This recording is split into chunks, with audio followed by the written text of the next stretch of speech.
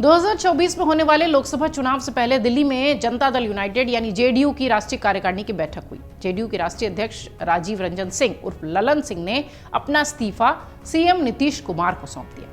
उन्होंने लोकसभा का हवाला देते हुए अपनी नई जिम्मेदारी की बात कहते हुए वो इस्तीफा देते दिखाई पड़े। अब सीएम नीतीश कुमार जेडीयू की कमान संभाल रहे हैं। ये तीसरा मौका होगा जब सीएम नीतीश कुमार पार्टी की कमान संभालते नजर आएंगे। बैठक से पहले जोर जोर से ये चर्चा हो रही थी कि ललन सिंह पार्टी के अध्यक्ष पद से मुक्त हो जाएंगे और हुआ वैसा ही। ललन सिंह ने भी इसका जवाब नहीं दिया और नीतीश ने भी। ललन सिंह ने जेडीयू टूट को अफवाह बताया था तो नीतीश इस बैठक को नॉर्मल बताकर आगे बढ़ गए। इस बैठक के बाद की बात कर रहे हैं हम, लेकिन राजनीतिक तापमान इसे नॉर्मल मानने को तैयार नहीं है। दोनों इनकार करते दिखाई पड़ रहे हैं, लेकिन बीजेपी इस आग में लगातार घी डालेगी क्योंकि सियासत यही होती है। आइए जरा आपको बताते हैं कि गणितीय समीकरण क्या कहता है और किस तरह से इन्होंने जिन सवालों का जवाब नहीं दिया, राजनीतिक विश्लेषकों के माध्यम से हमने अपनी इस रिपोर्ट में कोशिश की है उस तरह के जवाबों को आप तक पहुंचाने की। बिहार के सियासी जानकारों का मानना है कि अगर ये बात कोरी अफवाह रही कि 2024 के लोकसभा चुनाव के लिए आईएनडीआई अलायंस में सीटों का बंटवारा होगा जिसमें सीएम नीतीश कुमार की ही चलेगी। बीजेपी के लिए नीतीश कुमार की पार्टी जेडीयू, लालू प्रसाद यादव की पार्टी आरजेडी और कांग्रेस के गठजोड़ के मुकाबला जो है वो बीजेपी के लिए थोड़ा मुश्किल होगा। इस गठबंधन के सामने जब 2015 के विधानसभा चुनाव में बीजेपी अकेली पड़ गई थी तो उसका हश्र सामने आया था। इस बार जातीय जनगणना, शिक्षक भर्ती जैसे मास्टर स्ट्रोक के साथ बीजेपी अकेली खड़ी होगी। लोकसभा चुनाव में बिहार बीजेपी के पास प्रधानमंत्री नरेंद्र मोदी के मैजिक के अलावा और कुछ नहीं है। आपको बता दें, जेडीयू के राष्ट्रीय कार्यकारिणी की बैठक से पहले सीएम नीतीश कुमार ने कहा था कि यह बैठक बहुत सामान्य है।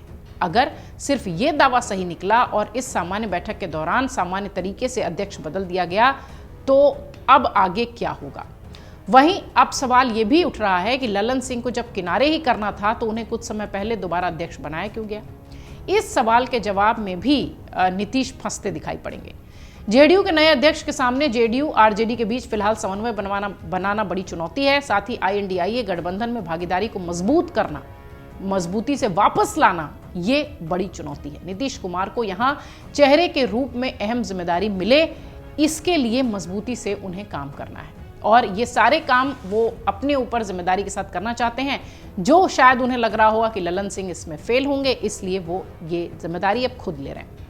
बिहार के सियासी गलियारों में इस बात की भी चर्चा थी कि नीतीश कुमार ललन सिंह से आरजेडी से नजदीकी से नाराज चल रहे हैं। हालांकि इस बात को जेडीयू के तमाम नेताओं ने और खुद ललन सिंह ने भी नकारा और अध्यक्ष पद छोड़ने के पीछे उन्होंने वजह बताई कि वो लोकसभा चुनाव के लिए तैयारी करना चाहते हैं।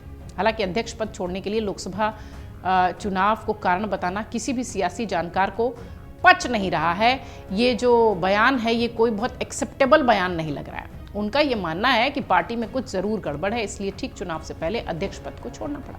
बिहार के सियासी गलियारों में यह भी कहा जा रहा है कि ललन सिंह के कहने पर ही नीतीश कुमार एनडीए छोड़कर महागठबंधन में शामिल हुए थे। इसके बाद जेडीयू की पहले बैठक में ही उन्होंने तमाम बड़े नेताओं के बीच ललन सिंह से कहा था कि आपके ही कहने पर हम इस गठबंधन में शामिल हुए हैं। अब ऐसा माना जा रहा है कि ललन सिंह से लालू यादव ने यह वादा किया था कि वो प्रधानमंत्री पद के उम्मीदवार के लिए नीतीश कुमार के नाम की पैरवी करेंगे। हालांकि आईएनडीआई गठबंधन की अंतिम बैठक में भी प्रधानमंत्री पद के उम्मीदवार के लिए कांग्रेस के अध्यक्ष मल्लिकार्जुन खड़गे का नाम उछल गया। बताया यह गया कि नीतीश इसी से नाराज है। माना यह भी गया कि यहीं से टर्निंग पॉइंट शुरू हुआ। नीतीश कुमार के करीबियों में अधिकांश ऐसे नेता हैं जो बीजेपी के साथ गठबंधन में सहज रहते हैं। उनका आज भी ये मानना है कि आरजेडी की तुलना में बीजेपी के साथ गठबंधन में सरकार चलाना ज्यादा आसान है। अब जब नीतीश कुमार खुद जेडीयू की कमान संभालेंगे तो इसकी संभावना अधिक है कि एनडीए में फिर से जाने पर वो विचार कर सकते हैं, क्योंकि एक बहुत बड़ा खेमा ये मानता है कि हो सकता हो बाकी जो जेडीयू के नेता हैं अगर वो कहें तो हो सकता हो वो एनडीए के साथ चले जाएं। राजनीतिक जानकारों का यह भी कहना है कि जेडीयू के अध्यक्ष पद से ललन सिंह को आरजेडी अध्यक्ष लालू प्रसाद यादव से करीबी होने के नाते हटाया गया। मुख्यमंत्री नीतीश कुमार के लिए आज नहीं तो कल ये मुसीबत हो जाता, इसलिए उन्होंने हटा दिया। दोनों दल एक साथ सरकार में हैं और दोनों के राष्ट्रीय अध्यक्षों की बातचीत को गलत ठहराना नीतीश के लिए हानिकारक साबित होगा। दोनों पार्टी प्रमुखों में नजदीकियों के नाम पर अगर ललन सिंह पार्टी से मुक्त होते हैं तो निश्चित तौर पर इन दोनों दलों का गठबंधन भी सवालों में घिर जाएगा। इस कारण आज नहीं तो कल कभी भी नीतीश कुमार फिर से बड़ा फैसला लेने को मजबूर होंगे। अब देखने वाली बात यह होगी कि INDIA गठबंधन में अपनी मजबूत दावेदारी के लिए अगर उन्होंने जेडीयू के अध्यक्ष पद की जिम्मेदारी ली है तो वो उसे कैसे मैनेज करेंगे, और दूसरी जो सबसे बड़ी चुनौती उनके सामने है वो ये कि कैसे आरजेडी के साथ समन्वय बनाया जाए। अगर आप ये वीडियो YouTube पर देख रहे हैं तो हमारे चैनल को सब्सक्राइब करें और बेल आइकन को दबाना ना भूलें। अगर आप Facebook पर ये वीडियो देख रहे हैं तो हमारे पेज को लाइक करें।